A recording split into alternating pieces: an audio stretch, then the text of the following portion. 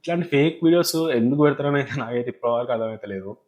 Hello everyone. So ఈరోజు morning లేవగానే నాకైతే యూట్యూబ్లో ఒక నోటిఫికేషన్ వచ్చింది. 25 lakhs G+1 house for sale అని చెప్పి. సో నేనైతే ఆ ఇల్లు తమ్ముళ్ళు చూడగానే ఇమీడియట్లీ ఓపెన్ చేసిన టైటిల్ అవి చేసి.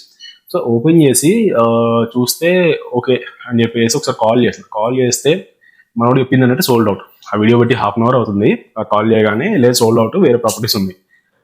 ఇక దానికి నేను నో ప్రాబ్లం అనుకున్న వ్యూస్కి, దానికి హాఫ్ అన్ అవర్లో సేల్ అయిపోయిందన్నా, 5 నిమిషాల్లో సేల్ అయిందన్నా కూడా ఓకే. సో ట్విస్ట్ ఏంటంటే ఆ ప్రాపర్టీ ఆల్రెడీ మన లిస్టింగ్లో ఉంది. సో లాస్ట్ 4 months నుంచి అది సేల్ అవుతలేదు. అండ్ మనం కూడా నిన్న కూడా ఒక కస్టమర్కి అయితే చూపించే వచ్చినాము. సో ఆ ప్రాపర్టీయే మనకు 25 lakhs పెట్టింది. దాని ఒరిజినల్ ప్రైస్ యాక్చువల్లీ 75 lakhs.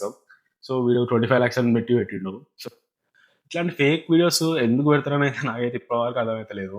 అది మేబీ వ్యూస్ కోసం కావచ్చు, రీచ్ కోసం కావచ్చు, లేదంటే ఏదో జస్ట్ మ్యానిపులేట్ చేద్దామన్న ఉద్దేశంతో పెట్టిర్రా ఏం తెలియదు. కానీ వీటి వల్ల ఏమవుతుందంటే జెన్యూన్గా ఎవరైతే ప్రాపర్టీ కోసం సర్చ్ చేస్తున్నారో, ఎవరైతే జెన్యూన్గా కొనాలనుకుంటున్నారో వాళ్ళ మైండ్ సెట్ అనేది చేంజ్ అయిపోతుంది. సో చేంజ్ అయిపోయి మేము నెక్స్ట్ టైము ప్రాపర్టీ ఏదైనా ఆ ఏరియాలో చూపిస్తే మొన్న 25 lakhsకి పెట్టిర్రు, 30 lakhsకి వస్తుంది అని చెప్పి వాళ్ళ బడ్జెట్స్ అనేది అక్కడి వరకు సెట్ చేసుకుంటారు అనమాట. వాళ్ళు దానికి మించి వెళ్ళలేకపోతున్నారు. సో అట్లా పెట్టినప్పుడు అక్కడ సేల్ కాదు, ప్లస్ ప్రైజెస్ కూడా తగ్గాయి.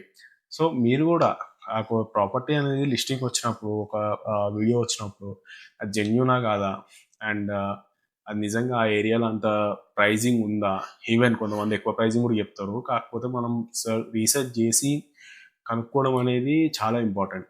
సో తక్కువలో వస్తుంది అని చెప్పి ఏ ప్రాపర్టీ పడితే ఆ ప్రాపర్టీ సిటీ అవుట్స్కట్స్లో పెట్టిన దాని గురించి కూడా కాకుండా మీకంటూ ఒక ఐడియా ఉండాలి. నాకు పర్టికులర్ ఏరియాలో ఇంత బడ్జెట్లో దొరుకుతుంది, లేదంటే ఆ ఏరియాలో ఇంత ప్రైజింగ్ ఉందని చెప్పి మీరు కూడా ఒక రీసెర్చ్ అనేది చేయాలి. సో ఇది నేను ఎవరిని బ్లేమ్ చేయట్లేదు.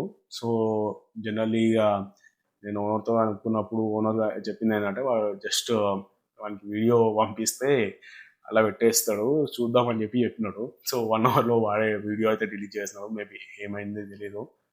సో కొంచెం జాగ్రత్తగా ఉండండి. మార్కెట్లో అయితే కొంతమంది ఫేక్ వాళ్ళు ఉన్నారు, ఇట్లా ఫేక్ న్యూస్ కోసం పెట్టిన వాళ్ళు ఉన్నారు. కానీ అప్కమింగ్ డేస్లో మన ఛానల్లో అయితే కొన్ని అవేర్నెస్ వీడియోస్ కూడా రాబోతున్నాయి. సో అవన్నీ కూడా మీకు ఖచ్చితంగా యూస్ఫుల్ అయ్యే ఇన్ఫర్మేషన్తోనే వస్తున్నాము. ఎవరైనా న్యూగా చూస్తుంటే సబ్స్క్రైబ్ చేసుకోండి. Thanks for watching.